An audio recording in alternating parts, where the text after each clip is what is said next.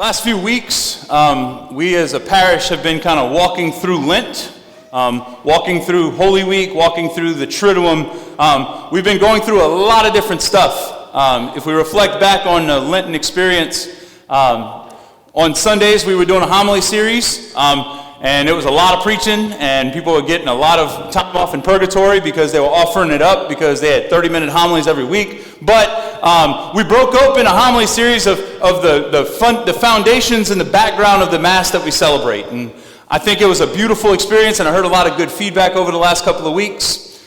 On Thursdays, every Thursday night, we were doing Mercy Night, which is basically adoration, some music, confession available, and a little homilette, a little quick homily, a little reflection on one of the readings that we heard last night at our Easter Vigil. We had the book that we gave out at the beginning of Lent from Father Mark, and just a Lenten companion to kind of walk day by day through the Lenten season. As we got into Holy Week, Father Bruce did 3 classes on Monday, Tuesday, and Wednesday on just how to pray, and the foundations of prayer, kind of building off a mission that we had early in Lent from Dr. Brant Petrie. And then these last couple of days of Holy Thursday, Good Friday, and now Easter Sunday have kind of been a culmination of all this preparation. I was talking to Father Bruce the other night, and I said, I feel like we as a parish are coming off of a retreat. Like it feels like the last 7 weeks have basically for our parish just been kind of a retreat where we've kind of walked together through a bunch of things, right? And now we come to Easter. That idea of coming from a retreat reminded me of like when I was in high school and I would go on retreats. Whether that would be my confirmation retreat, you might have gone on one when you were in high school, or a tech retreat, or some kind of an Acts retreat, or something like that. Like any retreat that we've gone on, different retreats, a lot of times, this is what ends up happening, is we're on the retreat and we have these kind of experience of God's grace. Somebody says something, somebody does something, there's a moment that like, wow, that makes sense. And that applies to my life. Like even if it was like the one-day marriage prep day that the diocese used to do, the pre-Cana day, that was just terrible. Usually there's at least one thing that you get from it that just like, wow, that like applies to me, and wow, that's something I can take home with me. If it's a big kind of a retreat experience, if it's a good one, you're like, man, this is going to change my life. Like this is going to change who I am and the way I act. And I remember so many times leaving from a retreat and driving home and thinking, I'm never going to sin again. I'm never going to do anything wrong again. I'm never going to fight with my sister again. She knows that's a lie, right? I'm never going to say a curse word again. Everybody knows that's a lie. Like, I'm never going to do anything wrong ever again. It's not going to happen. I'm going to be perfect from here on out. Because I had this massive, beautiful experience of God. And it changed me, and I feel it, and it's going to be awesome, and the rest of my life is going to be different. And without a doubt, 2 weeks later, something happens that I realize, hey, I'm right back where I started. Like nothing changed. The retreat now, 2 weeks later, is just a memory. Oh yeah, I remember whenever that person said that thing, and it was really profound, and that was all I got, and now it's just a distant memory. If we are walking from a retreat experience, if you will, of Lent, where maybe God really did speak, maybe God really did move in some way this Lent. Maybe today is your first time that you start even caring about your relationship with God in any kind of profound way, and if that's you, praise God. Like, welcome back. This is awesome. But the question is what changes when we encounter the living God? Because the reason why we're here to celebrate is the gospel that we just heard. The reason why we're here to celebrate this feast, this day, this morning, right now, is because 2,000 years ago, a man that was dead, that said he was God, rose from the dead. That Jesus Christ proclaimed he was God, sent by the Father. Our faith tells us this, that he is the Son of God. And he goes through every experience that we go through as a human being. And the only way that he could conquer death was to enter in through that doorway and rise from death. To show that Satan has no power over him or anybody that's like him, us human beings. And that we're set free from slavery to sin and death today. This is the pinnacle of what it means to be Christian. If we can't profess this today, then there's no reason to be here. In fact, in a few moments after the homily, we're going to renew our baptismal promises. And when we say the word "I do" to each invocation, the gates of hell shake in fear in hearing that a people believe what Jesus has said and what Jesus did.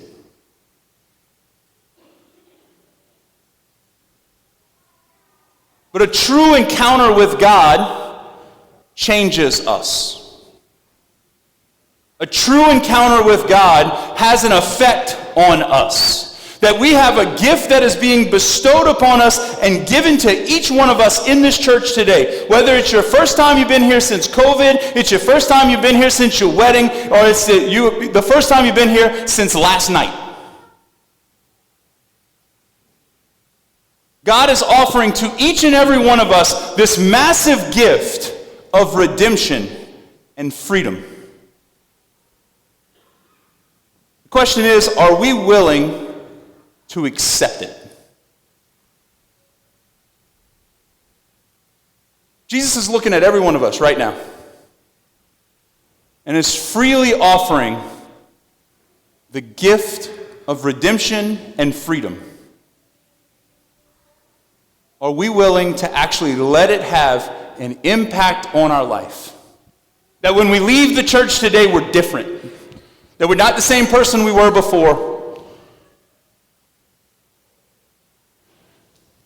Because if all Lent has been is some cool facts about the Mass, a little time of quiet and getting away from the kids, a book, then it would make sense that all the resurrection is about is an empty hole and nothing else.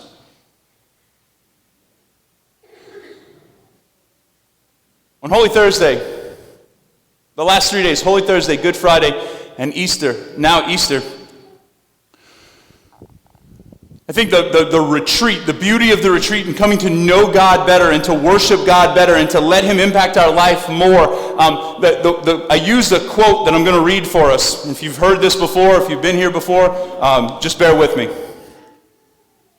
There was a Jesuit priest that was asked, "Father, can you offer us something practical?" I think every one of us would like to know something practical about our faith. He had given a talk about the love of God, and then he said, "Can you offer something practical to us?" And his response was, "Nothing is more practical than finding God. That is, falling in love in a quite absolute and final way. What you are in love with, what seizes your imagination, will affect everything. It will decide what gets you out of bed in the mornings, what you do with your evenings, how you spend your weekends, what you read, who you know, what breaks your heart and what amazes you with joy and gratitude." And he summed it up beautifully. Fall in love, stay in love, and it will decide everything.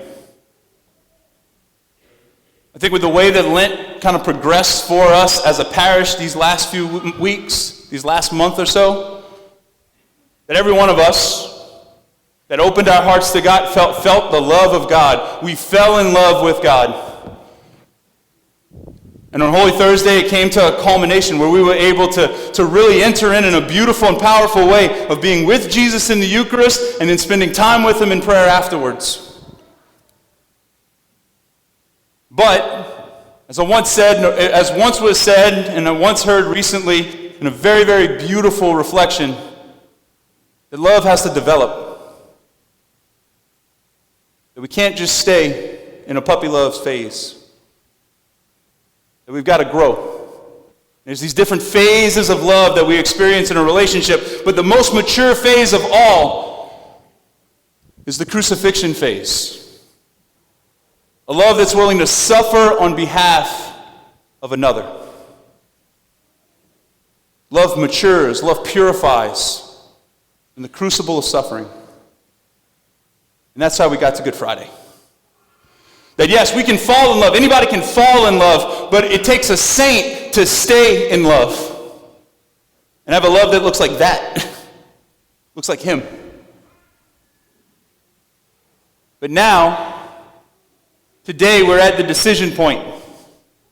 That will that love be taken with us, grow to full maturity, and actually guide us, actually have an effect, actually change who we are in the world.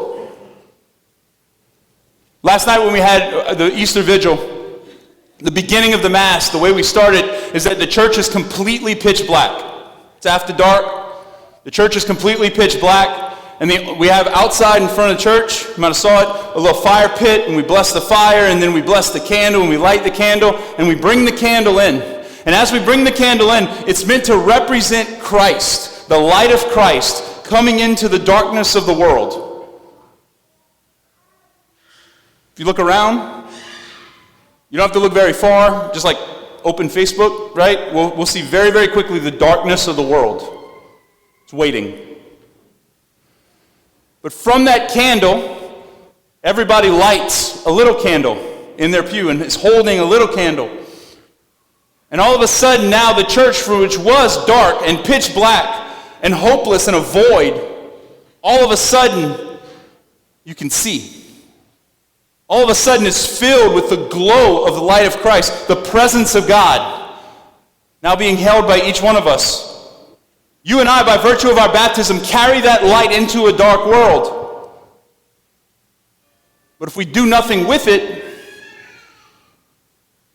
if we don't actually show it, then it's useless. But our relationship with God compels us out. Pope Benedict once said that being Christian is not the result of an ethical choice or a lofty idea. Being Christian is not just a list of rules of thou shalt nots. Being Christian, a lofty idea, is not just, okay, I don't kill anybody and I'm a good person, like this abstract idea of a good person that's supposed to be a get out of jail free card or get into heaven for free card that doesn't mean anything and just like, oh yeah, I'm kind of good for the most part. Being Christian is not the result of an ethical choice, of a list of rules, or a lofty idea. But being Christian is the result of an encounter with a person that gives life a decisive direction. That direction for us is out. That direction for us is to come to the Lord, to receive Him, to be changed by Him, and then to be released back out onto the world.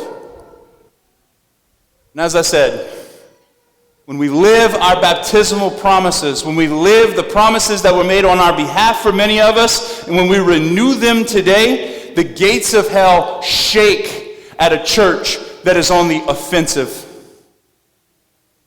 And it's not just sitting back playing defense.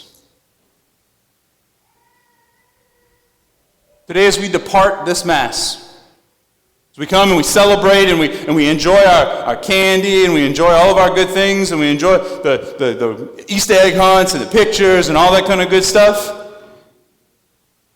I ask that you don't let the experience of God from this Mass or from the last few weeks of Lent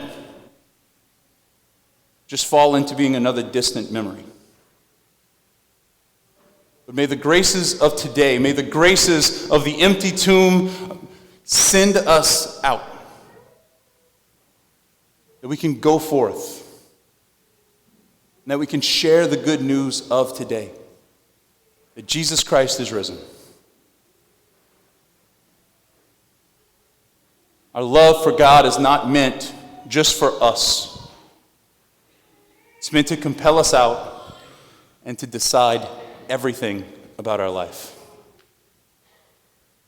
God bless you and your family this Easter season. Amen.